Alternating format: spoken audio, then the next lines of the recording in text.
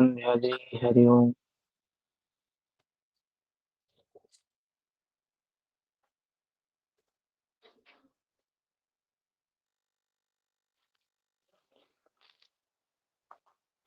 हम सभी तृतीय अध्याय तृतीय अंग हठ योग का मुद्रा जिसको देख रहे हैं। कहाँ तक देखा था आपने? विपरीत करनी मुद्रा तक।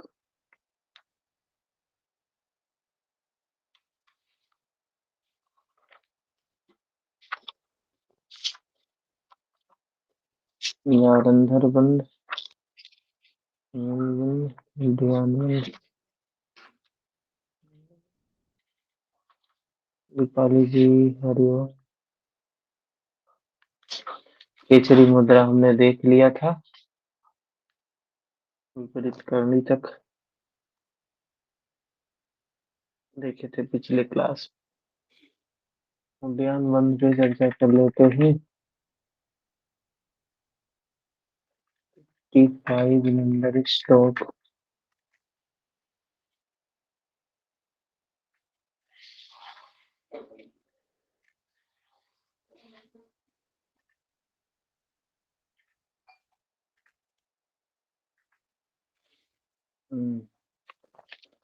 उड्डयन बंद, मूल बंद, जालंधर बंद।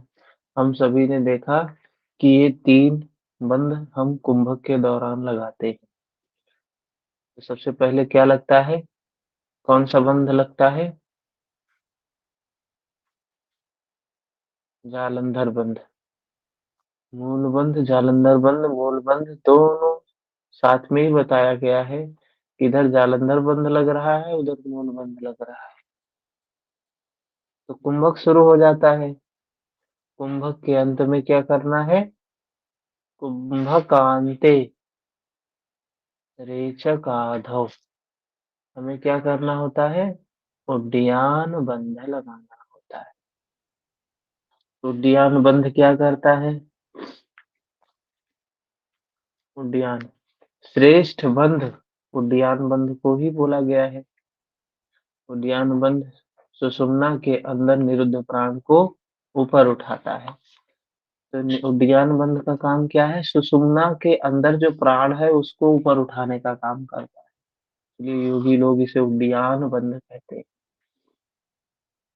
और प्राण रूपी महापक्षी निरंतर इसमें उड़ान भरता है, इसलिए इसे उड्डयन कहा गया है। विधि क्या है? पीछे की ओर नाभि वाले प्रदेश को पीछे की ओर, ऊपर की ओर, नीचे की ओर खींचना। इसको अभ्यास करने से मृत्यु रूपी हाथी के लिए सिंह के समान है। गुरु द्वारा बताए गए निर्देशन में ही इसका अभ्यास करना चाहिए। और इससे वृद्ध भी युवा हो जाए। वृद्ध साधक भी अगर इसका अभ्यास करे तो युवा हो सकता है। नाभि के नीचे, ऊपर भाग का यत्न पूर्वक पीछे की तरफ खींचने से, अभ्यास करने से 6 मास में मृत्यु को जीत लेता है। अगर 6 महीने तक इसका अभ्यास कंटिन्यू किया जाए। आवाज ठीक है? आवाज सही है? जी। 6 महीने तक अगर इसका अभ्यास किया जाए तो मृत्यु को जीता जा सकता है। 61 उद्यान बंद। क्या होता है? हाँ, सभी बंधों में सर्वेषामेव बंधनात् उत्तमो, सारे बंधों में श्रेष्ठ बंध है उद्यान बंध। उद्यान बंध का अभ्यास दृढ़ हो जाने पर मुक्ति का मार्ग सरल हो जाता है। उद्यान बंध का अभ्यास सिद्ध होने पर उद्यान बंध श्रेष्ठ बंध है। जब ये इसका अभ्यास सिद्ध हो जाएगा तो मुक्ति का मार्ग सरल हो जाएगा। उद्यान बंध बहुत महत्वपूर्ण है। फिर इसके बाद बताते हैं मूल बंध। मूल क्या है? मूलाधार बोलते हैं मूल को, जो एनस और जनन अंग के मध्य का स्थान है।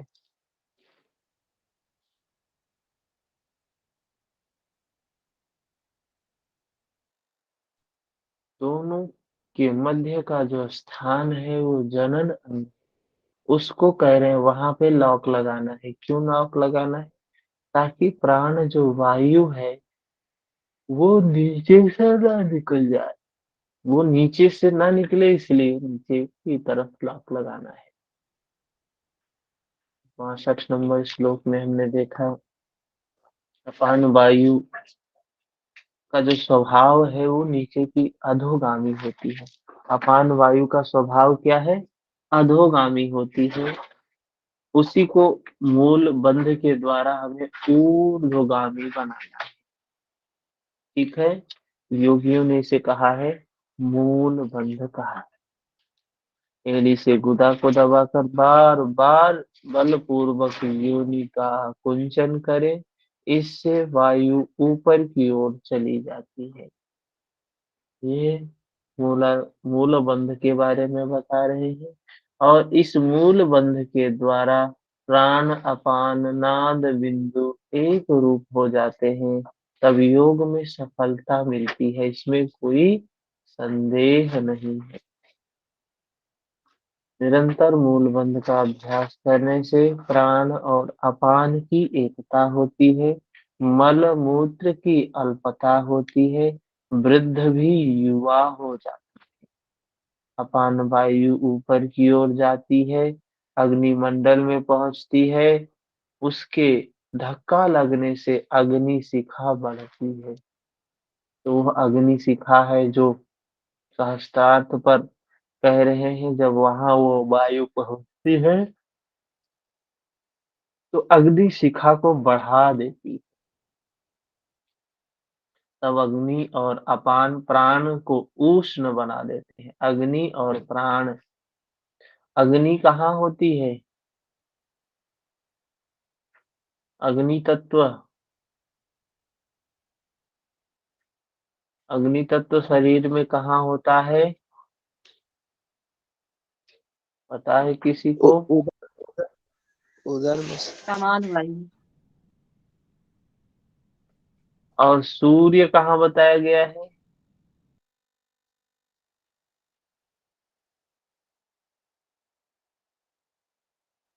सूर्य, सूर्य अग्नि उदान में होती है।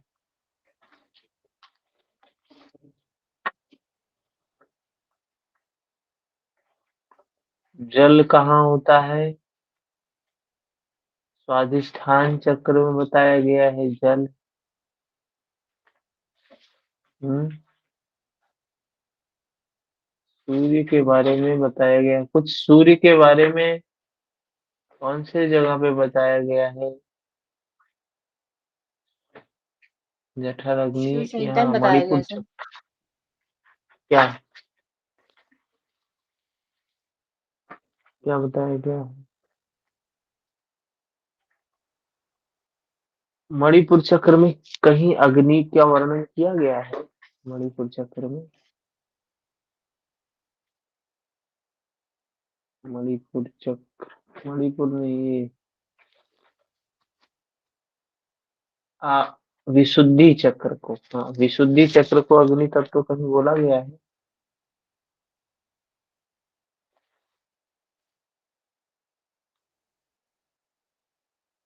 तो यहाँ कह रहे हैं अपान वायु जो होती है मूलाधार में और अग्नि मंडल में पहुंचती है। अग्नि मंडल क्या है?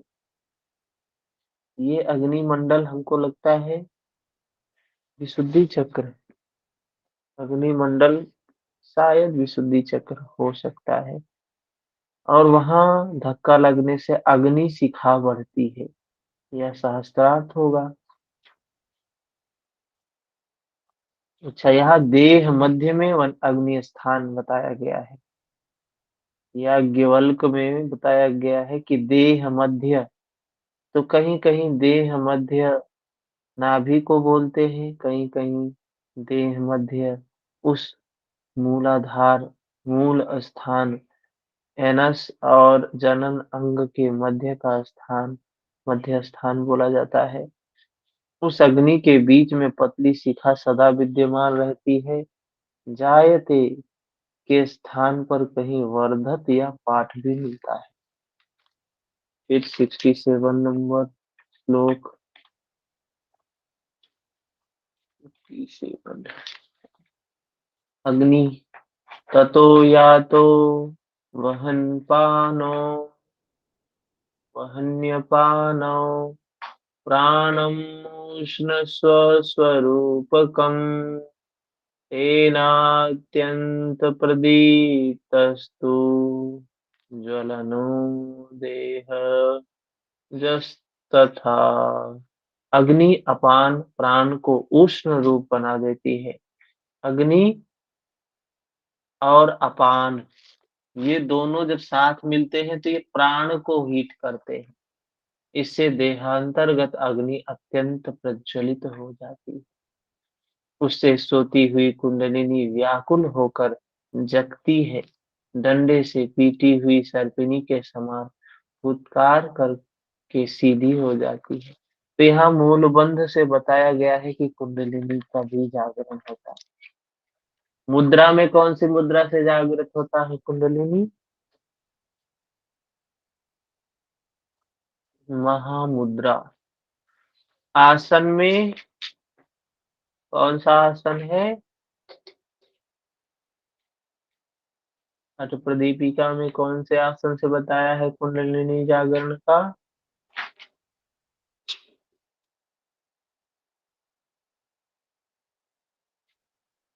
मत्स्येंद्र आसन। और कौन से प्राणायाम से कुंडलिनी जागृत होती है? भस्त्रिका प्राणायाम। मूलबंध, महामुद्रा, भस्त्रिका और मत्स्येंद्र आसन। उस सोती हुई कुंडलिनी व्याकुल होकर जब जगती है, डंडे से पीटी गई सर्पिणी के समान फुत्कार करके सीधी हो जाती है।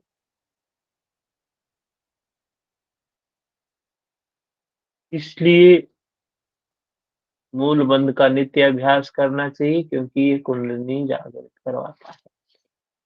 जालंधर बंध बताया, कंठ का कुंचन करना है, बुढ़ापा मृत्यु को दूर करता है। अच्छा, ये कंठ का कुंचन और क्या करता है? सोम स्राव को बचाता है। सोम स्राव कहाँ से निकलता है? सोम स्राव सोम मंडल से, चंद्र मंडल से। उस सोम स्राव को बचाने के 3 टेक्निक क्या है? 3 टेक्निक क्या है बता सकते हैं? कौन कौन से टेक्निक है जिससे सोम स्राव को क्षरित होने से रोका जा सके?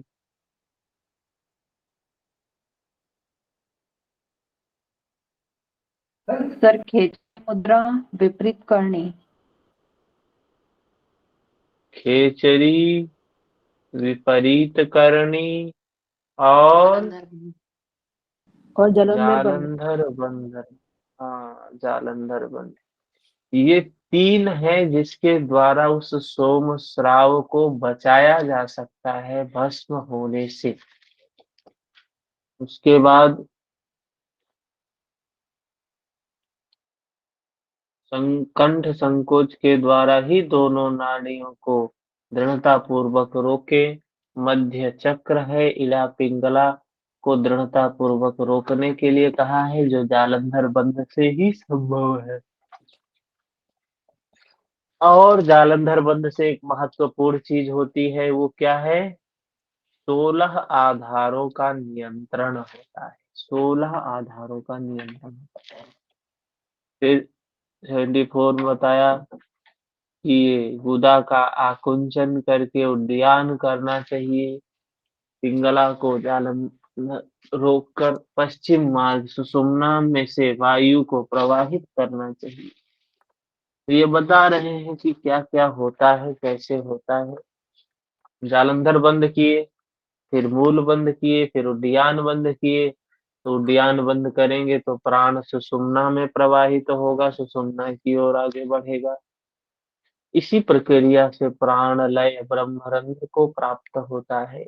तब इससे मृत्यु, बुढ़ापा, रोग आदि नहीं होते। इसी प्रक्रिया से प्राण लय प्राण लय ब्रह्मरंध्र को प्राप्त होता है। ये प्राण जो है कहाँ जाता है?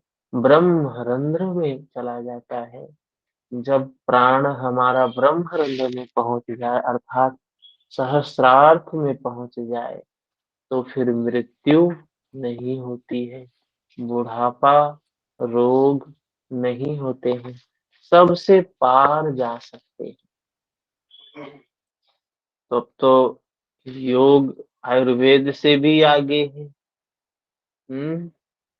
चीजें कठिन है, खुद के ऊपर निर्भर है, गुरु के ऊपर निर्भर है। आयुर्वेद में औषधि के ऊपर, चिकित्सक के ऊपर निर्भर होता है। तो और उस पे भी होता है, औषधि मदद करती है। लेकिन यहाँ कह रहे हैं कि वो बस सिर्फ प्राण जिसका वहां पहुंच गया, फिर सारी समस्याएं ही समाप्त हो जाएंगी। तो आयुर्वेद से काफी आगे की बात कर रहा है योग। आयुर्वेद कहीं ये नहीं कहता है कि भय समाप्त हो जाएगा। आयुर्वेद कहीं ये नहीं कहता है बुढ़ापा समाप्त हो जाएगी। हाँ, कुछ औषधियां भले च्यवनप्राश वगैरह बना था, च्यवन ऋषि ने बनाया था कि वृद्ध भी युवा हो जाए, लेकिन व्यवहार में थोड़ी ना। ये जो चीजें योग में बताई गई हैं, ये प्रैक्टिस में भी नहीं है, ये बस ग्रंथों में ही है। तो आज तो हर व्यक्ति चाह रहा है कि बूढ़ा ना हो। हम्म शिखा जी कुछ कह रही हैं? जी नहीं सर। माइक को बंद कर लें। जी। तो क्या है, सभी हठ क्रियाओं के साधन स्वरूप महासिद्धों द्वारा सेवित तीनों बंध योगियों द्वारा उत्तम कहे गए हैं। तीन बंध उत्तम है। सोममंडल से जो दिव्य स्वरूप अमृत श्रावित होता है, उन सब को सूर्य खा जाता है। नाभि में स्थित जो सूर्य है, इसी से शरीर में बुढ़ापा आता है। तो वो सूर्य कहाँ पर है? सूर्य है नाभि में। और चंद्रमा वो कहाँ है? क्या कहते हैं, सूर्य और अग्नि। हाँ, अग्नि है ये विशुद्धि चक्र में, कंठ में अग्नि है। कंठ में कौन सा तत्व होता है? अग्नि तत्व होता है। ठीक है। इसी से शरीर में बुढ़ापा नहीं आता है। जो सोमरस को बचा के रखता है, सोमरस का क्षरण नहीं होने देता है, उससे बुढ़ापा नहीं आता है। आगे बताया, तत्रास्ति करणम दिव्यम सूर्यस्य मुखमंचनम गुरुपदेशतो ज्ञेयम् न तो शास्त्रार्थ कोटिभिः। उसके निवारणार्थ एक दिव्य क्रिया होती है। एक ही क्रिया है, सूर्य के मुख में उस श्राव का जाना टल जाता है उस क्रिया के अभ्यास से। और उस क्रिया को गुरुपदिष्ट, गुरु के उपदेश में, गुरु के निर्देशन में ही करना चाहिए, न कि करोड़ों शास्त्रार्थ से। कोई व्यक्ति खूब शास्त्रों को पढ़ रहा है, शास्त्रों में चीजों को देख रहा है, जान रहा है, प्रैक्टिस कर रहा है, लाभ नहीं मिलेगा जब तक किसी प्रॉपर गुरु के निर्देशन में ना जाए। फिर विपरीत करनी मुद्रा बताया। तो हमने अभी तक कितनी मुद्राएं देख ली हैं? 6। महामुद्रा, महाबंध, महावेद, खेचरी और मूल बंध, उद्यान बंध, जालंधर बंध, 7 मुद्राएं हमने देख ली हैं। 8वीं मुद्रा है विपरीत करनी। ये भी देखा ही है, विपरीत करनी भी देखा है। क्या करना है? विपरीत कर देते हैं। हमारे शरीर की स्थिति, चक्रों की स्थिति अपोजिट हो जाती है। अभी सूर्य मंडल क्या है? ऊपर है। सूर्यमंडल अभी क्या है? नीचे है, नाभि में है। चंद्रमंडल कहाँ है? ऊपर है। तो कहा कि चंद्रमंडल से अमृत निकलता है, सूर्यमंडल उसको खा जाता है। तो क्या टेक्निक निकाला स्वात्माराम जी ने कि शरीर को ही ऊपर नीचे कर दो, जो नीचे है उसे ऊपर कर दो, जो ऊपर है उसे नीचे कर दो। तो जो अमृत नीचे की तरफ जाता है वो किस कारण से जाता है? जो अमृत नीचे की तरफ जाता है वो उसका कारण है क्या? ग्रेविटी। ग्रेविटी के कारण जाता है। गुरुत्वाकर्षण बल जो पृथ्वी का है उसके कारण चंद्रमंडल से अमृत निकला, वो सूर्यमंडल की ओर चला जाता है। यही तो होता है। लेकिन क्या किए यहाँ? जब सूर्यमंडल को ही ऊपर कर दिया, चंद्रमंडल को नीचे कर दिया, तो मामला उल्टा हो गया। तो यहाँ वो चंद्रमंडल से निकला अमृत सूर्यमंडल में ना जाकर ऊपर ही रहता है, जिससे हमारा तेज, बुद्धि, शौर्य, ये सब चीजें बढ़ती जाती हैं, बढ़ती जाती हैं। क्या है? प्रतिदिन इसका अभ्यास करना चाहिए। विपरीत करनी मुद्रा का अभ्यास प्रतिदिन करने के लिए बताया। और बताया एक क्षण से शुरू करना है, शुरुआत एक क्षण से करनी है और धीरे धीरे इसको बढ़ाना है, धीरे धीरे इसको बढ़ाना है। और कहाँ तक बढ़ाना? कितने दिन के लिए करने के लिए कहा विपरीत करनी मुद्रा? कितने दिन के लिए करने के लिए कहा है? विपरीत करनी मुद्रा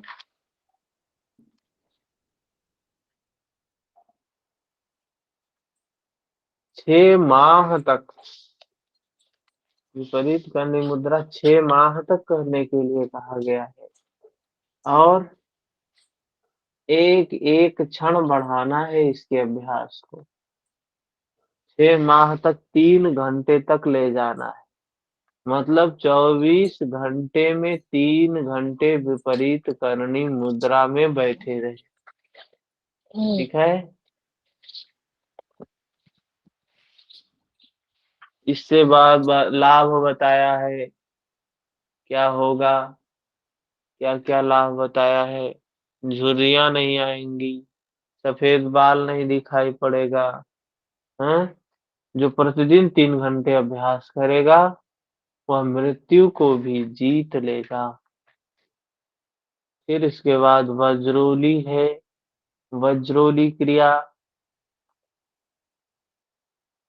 क्या कह रहे हैं?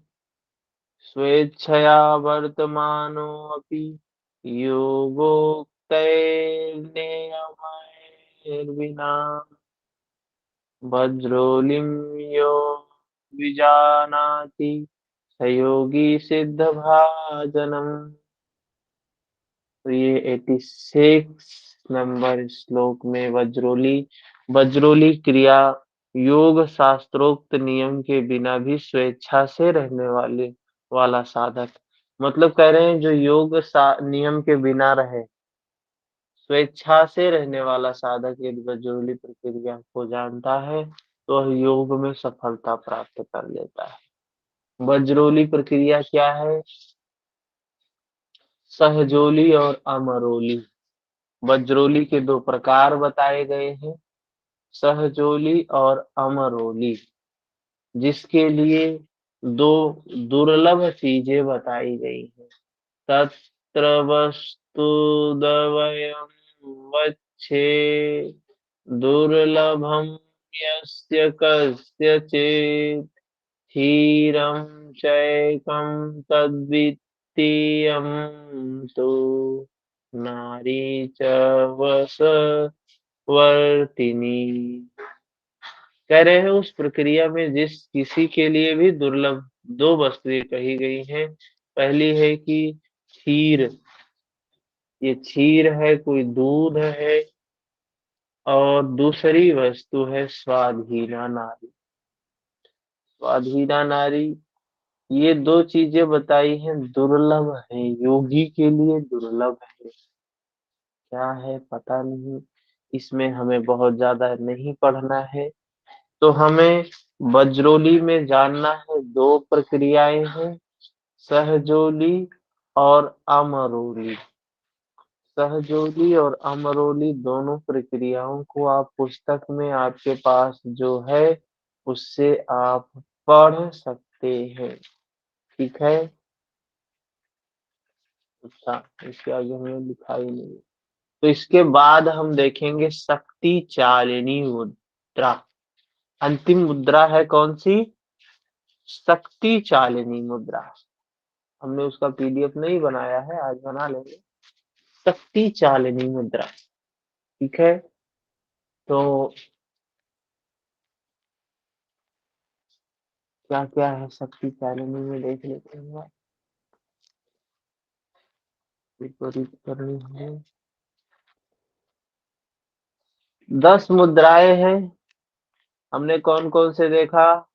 महामुद्रा, महाबंध, महावेद, खेचरी, मूल बंध, उड्डयन बंध, जालंधर बंध, 7 हो गया। फिर उसके बाद विपरीत करनी 8 हो गया। उसके बाद विपरीत करने के बाद वज्रोली 9 हो गया। फिर शक्ति चालन 10 हो गया। तो ये 10वीं मुद्रा जो शक्ति चालन है, इसको हमें देखना है, महत्वपूर्ण है ये। शक्ति चालन नाम में ही शक्ति है और क्या करना है? चलाना है। किसको चलाना है? उस शक्ति को चलाना है। कौन सी शक्ति है वो? जो भगवान कृष्ण ने संजय को दिया था, जो भगवान कृष्ण ने अर्जुन को दिया था, उसी शक्ति को चलाना है। वो शक्ति अभी है नहीं क्या हमारे भीतर? तो है हमारे भीतर, सुप्तावस्था में है। वो शक्ति कैसी अवस्था में है? सोई हुई अवस्था में है। तो उस शक्ति को जगाने के लिए हमारा जो हठ योग है, वो शक्ति चालन मुद्रा नाम देता है।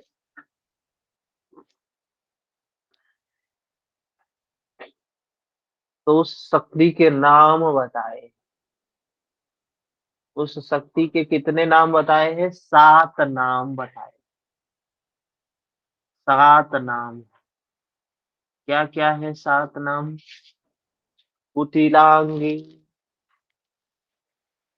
कुंडलिनी, भुजंगी, शक्ति, ईश्वरी, कुंडली, अरुंधति, ये सभी शब्द एक अर्थ के वाचक हैं, उसी शक्ति के नाम हैं।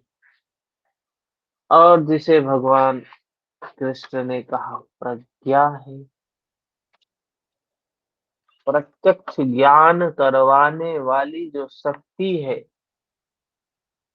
जिस प्रकार चाबी से हम किवाड़ को खोलते हैं, उसी प्रकार उस शक्ति के द्वारा मोक्ष द्वार का भेदन किया जा सकता है। तो वो शक्ति क्या है, वो चाबी क्या है, प्रज्ञा है। हमारी प्रज्ञा जितनी पुष्ट होती जाएगी, उतने ही हम आगे बढ़ते जाएंगे। तो हम इस कुंडलिनी शक्ति को जगाने के लिए जो शक्ति चालिनी बताया गया है, इसको कल देखेंगे। इसे आज हमें बनाना पड़ेगा पीडीएफ, ठीक है। तो हम कल चर्चा करते हैं इस पर। वहां से कोई प्रश्न है तो बताइए। अभी तक जो किया है इसमें कोई प्रश्न हो तो बताए, नहीं तो कल से कंटिन्यू इसको करेंगे आगे।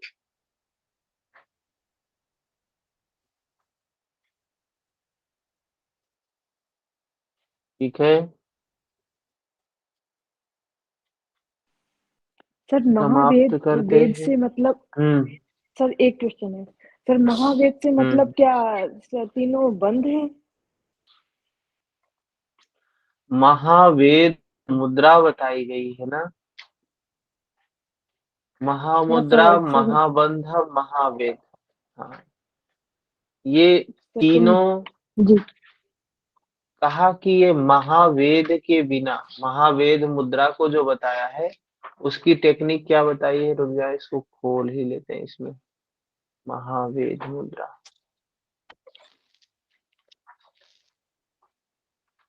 महावेद के बिना महाबंध नहीं लगता है सर। हम्म, महावेद बिना महाबंध और महामुद्रा बेकार, दोनों बेकार है। बहुत महत्वपूर्ण मुद्रा है महावेद। तो टेक्निक क्या है महावेद इसमें? थोड़ा सा। जी हाँ, टेक्निक। हाँ बता रहे, महामुद्रा,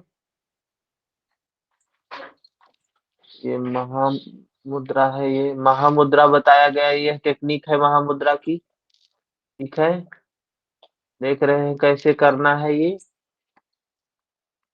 और इसके बाद बताया, महामुद्रा के बाद महावेद, तो महाबंध बताया। फिर ये महाबंध की स्थिति है, जिसमें बाएं पांव की एड़ी को सीवनी में, दाएं पांव की एड़ी को जंघा पर रखे हुए हैं, और इस स्थिति में बैठे हो ध्यान बंद करके। हैं? अच्छा, ठीक है, महावेद में पहले ये मूल स्थिति बंध। है। हाँ, हैं? महावेद में पहले मूल बंध लगाएंगे।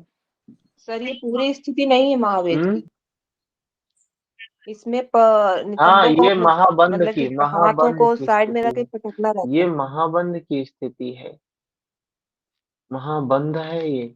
पहले महामुद्रा देखा, ये महाबंध है। अभी आगे क्या है, महावेद मुद्रा, जिसमें हम अपने हाथ को ऐसे जमीन पर रखते हैं और इस स्थिति में बैठे हुए हैं। इसमें क्या करते हैं महावेद में? नितंब को थोड़ा सा हम्म, नितंब को पटकना होता है। हाँ, साधक महाबंध लगाकर, हम महाबंध ही लगाए हुए हैं। महाबंध कैसे लगाया था देखा ना, महाबंध लगाकर एकाग्र चित्त होकर क्या करते हैं, पूरक करके श्वास प्रश्वास की गति को कुंभक द्वारा रोक लेते हैं। मतलब मूल बंध, ध्यान बंध, जालंधर बंध तीनों लगा होता है।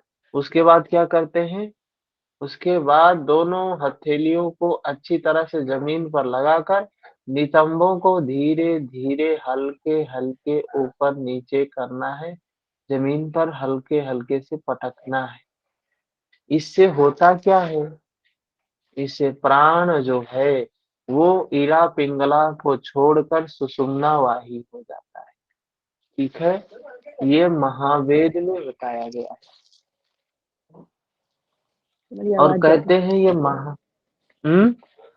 जी जी। महावेद मुद्रा के बिना व्यर्थ है। क्या व्यर्थ है? महामुद्रा, महाबंध दोनों बेकार है। महावेद की बहुत महत्वपूर्ण स्थिति बताई गई है। ठीक है, जी सर, धन्यवाद। हाँ, ठीक, मिलते हैं कल। हरिओम।